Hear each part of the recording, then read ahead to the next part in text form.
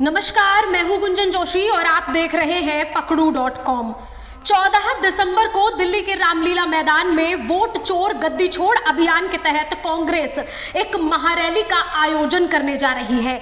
इस रैली की तमाम तैयारियों का जायजा लेने और दक्षिणी हरियाणा से कितने लोग इस रैली में पहुंचेंगे, जिला अध्यक्ष, प्रदेश अध्यक्ष और विधानसभा का चुनाव लड़ चुके कांग्रेस के तमाम प्रत्याशी इस रैली में कांग्रेस के कितने कार्यकर्ताओं को ला पाएंगे, इन तमाम मुद्दों को लेकर आज गुरुग्राम ग्रामीण से जिला अध्यक्ष वर्धन यादव के कार्यालय पर एक बैठक का आयोजन हुआ।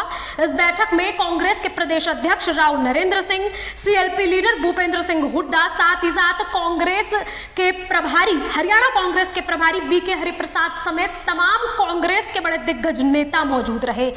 आप तस्वीरें देख सकते हैं, इन तमाम नेताओं ने दक्षिणी हरियाणा से तमाम विधायक, प्रत्याशी और ग्रामीण और शहरी जिला अध्यक्षों को बुलाया।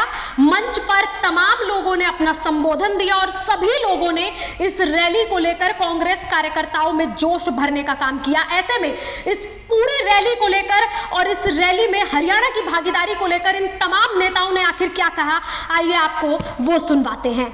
हमारा लड़ाई बहुत जोरों से चलते रहता है आरएसएस के खिलाफ। हम लोग आरएसएस के खिलाफ छेड़ा था, उसको बोला ये रजिस्टर्ड ऑर्गेनाइजेशन नहीं है, तो काफ़ी बहस हुआ। फिर आके मोहन भगवत जी ने बोला ये रजिस्टर्ड ऑर्गेनाइजेशन नहीं है, ये व्यक्तिगत रूप का संगठन है, मगर रजिस्टर्ड नहीं हो तो आप कैसा बोलेंगे दुनिया में सबसे बड़ा संगठन है। रजिस्टर्ड नहीं है तो बोलेंगे सबसे अमीर संगठन है। बहुत बड़ा साजिश इस देश के आज़ादी लड़ाई और इस देश के खिलाफ कर रहे हैं लोग।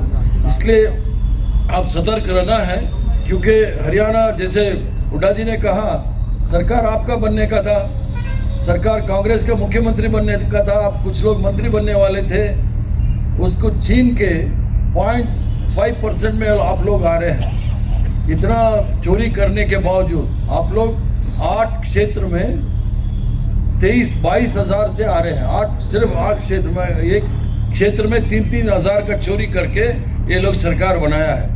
तो इसलिए मेरा अनुरोध है, केवल ये प्रदर्शन नहीं है हरियाणा का। एक हरियाणा में तो वोटिंग पड़ी 5 तारीख को।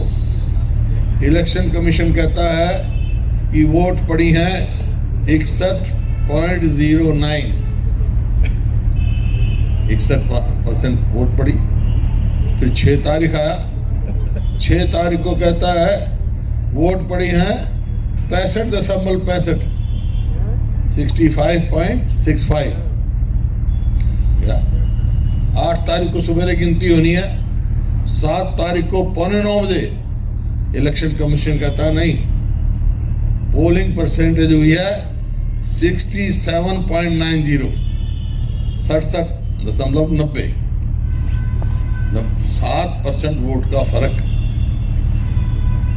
शायद कभी नहीं सुना होगा, 7% का फर्क वोट पड़े।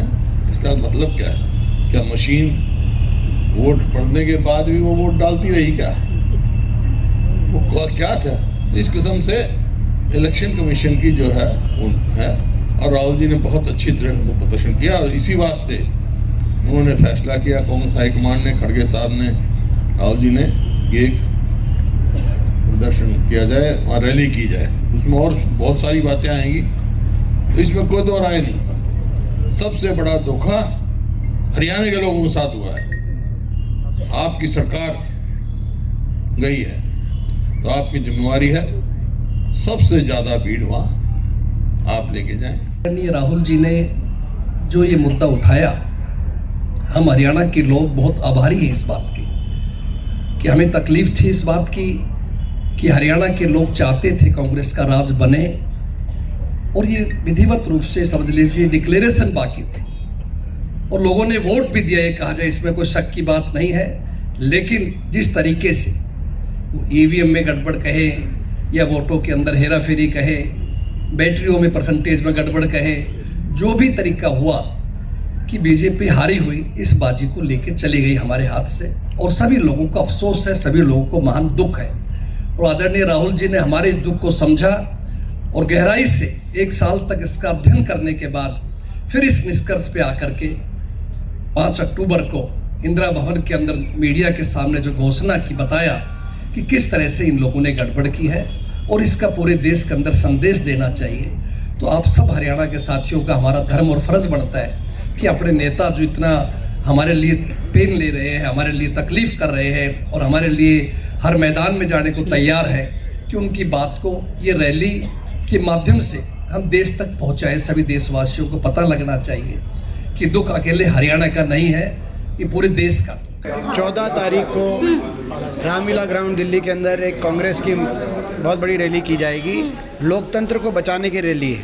आज भाजपा की जो सरकार है, चौतरफा वार लोकतंत्र पे किया जा रहा है। साम दाम दंड भेद के प्रयोग करके, भ्रष्टाचार से अर्जित धनबल का प्रयोग करके, मीडिया को प्रभावित करके, सोशल मीडिया को प्रभावित करके, मतदाता सूची में व्यापक गड़बड़ घोटाले करके कैसे न कैसे सत्ता में काबिज होने का कार्य भाजपा एक ही लक्ष्य लेके चल रही है। जन भावनाओं से नहीं, मैनेजमेंट से सरकारें बनाई जा रही हैं। लोकतंत्र के लिए आज ये खतरे का संकेत है और लोकतंत्र को बचाने के लिए ही ये रैली रामलीला ग्राउंड में कांग्रेस पार्टी राहुल जी के नेतृत्व में करने जा रही है, मल्लिकार्जुन जी खड़गे जी के नेतृत्व में करने जा रही है। और इसमें हरियाणा से बड़ी संख्या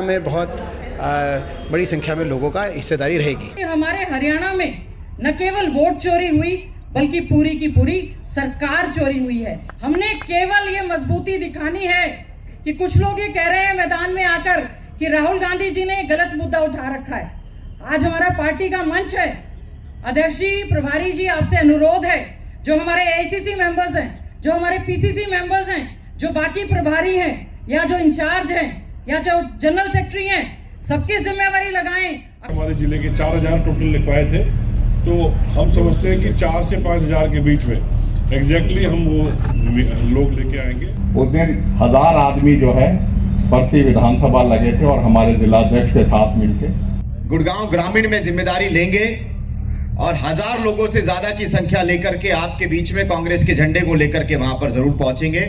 जिस तरीके से आज बैठक का आयोजन किया गया, मुझे पूरी उम्मीद है और पूरी आशा है कि लाखों की संख्या में रामलीला मैदान को भरने का काम सारे कांग्रेस करता मिलकर करेंगे। और तमाम महिला मौजूद थी यहाँ पे, सीनियर लीडर्स थी मौजूद लेडीज़ में, जो लोग चुनाव लड़ चुके हैं, एमएलए रह चुकी हैं और तमाम ऐसे लोग जिन्होंने पार्टी में अपना योगदान दिया है। मुझे लगता है महिलाओं का एक अलग से आपको क्राउड दिखेगा हरियाणा की तरफ से। फिलहाल इस पूरे कार्यक्रम का जिक्र करें तो कांग्रेस के तमाम बड़े नेता इस कार्यक्रम में पहुंचे। जिला अध्यक्ष, प्रदेश अध्यक्ष और तमाम बड़े नेताओं ने अपने वक्तव्य से कांग्रेस के नेताओं को संबोधित किया, कांग्रेस के कार्यकर्ताओं को संबोधित किया और वोट चोर गद्दी छोड़ अभियान को लेकर जोश भरने का काम भी किया।